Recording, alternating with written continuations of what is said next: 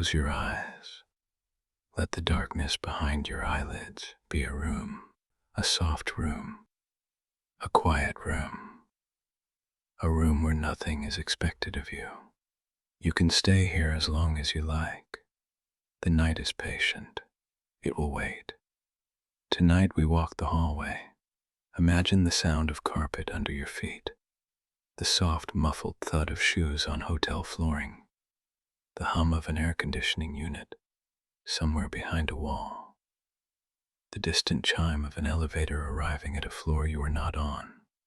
A hotel hallway is a place you pass through, never a place you stay. It connects one door to another. It is not a destination.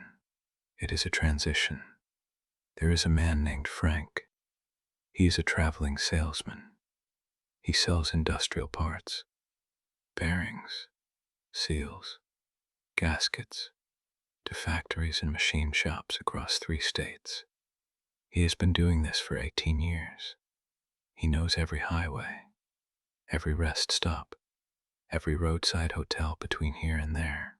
He checks in, he sleeps, he checks out. The rooms are all the same.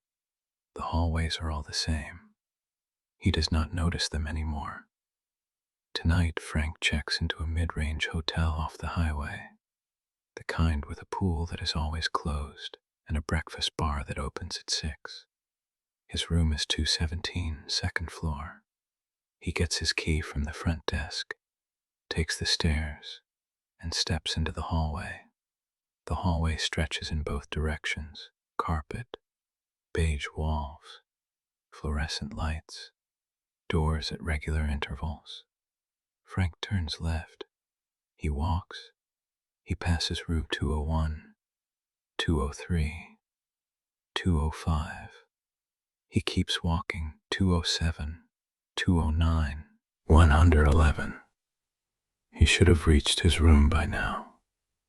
213, 215, 217. Finally, he opens the door. The room is normal. A bed, a desk, a window with curtains. Frank sets his bag on the bed. He walks to the window. He pulls the curtain aside. The view is wrong. Frank is in a 3-story hotel in a small town off the highway.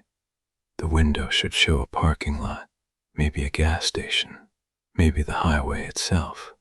Instead, it shows a city, a vast, sprawling city of towering buildings that stretch to an impossible horizon. The buildings are glass and steel and concrete, and they catch the light of a sky that is not quite the right color.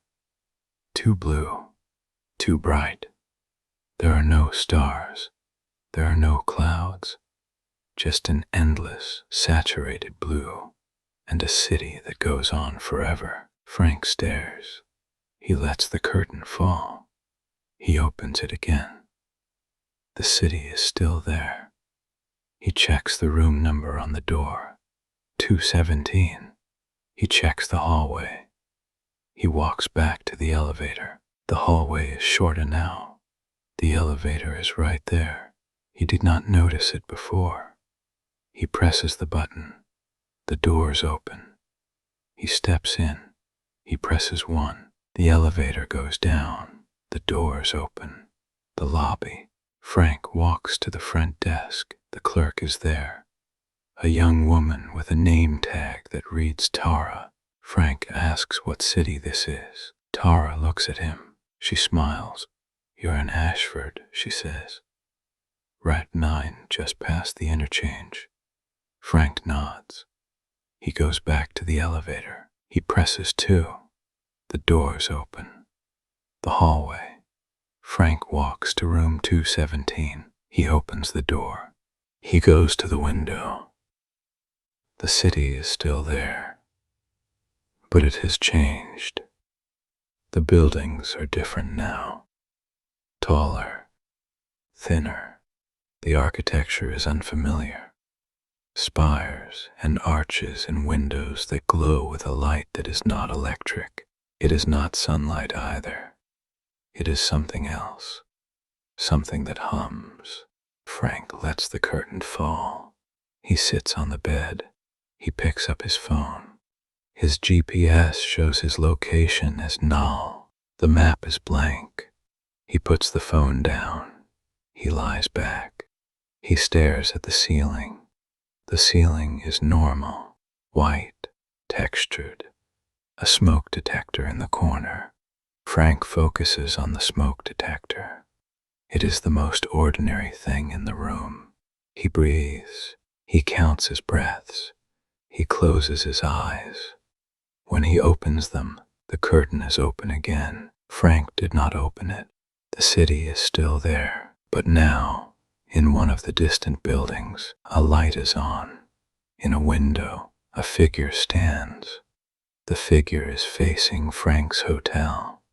It is very far away, but Frank can see it clearly. The figure raises a hand. It waves. Frank waves back. He does not know why. The figure waves again, more urgently. It is trying to get his attention. It points down toward the base of the building. Frank looks at the window ledge. At the very bottom of the glass, almost hidden by the frame, there is a small mark, a symbol, 3 curved lines meeting at a center. It is scratched into the glass. It has been there a long time. Frank gets dressed. He packs his bag. He walks to the elevator. He presses 1. He checks out. He gets in his car. He drives. He does not look back at the hotel. The next morning, Frank looks up the hotel online. It is only 1 floor of rooms. It does not have a room 217. The website shows a photo of the building. It is small. It is ordinary. The window in the 2nd floor office looks out onto a parking lot. Frank never stays in that hotel again. He books a different one, 20 miles further down the highway. The room is on the 1st floor. There is no window view. There is only a wall, and Frank is grateful for it. But sometimes, at night, in whatever hotel he is in, he hears a sound, a faint hum, like a city breathing. And he wonders if, somewhere, in a hallway that should not exist, there is a room with a window that looks out onto a place that is not here. And you are not in that hallway. You are in your bed. The walls around you are solid. The door is closed. There is no extra room, no impossible view. Everything you need is right here. The night is quiet. The dark is soft. And you are safe. You are warm. You are home. Sleep now. Sleep deep. Let the hallway dissolve. Let the city fade. Good night.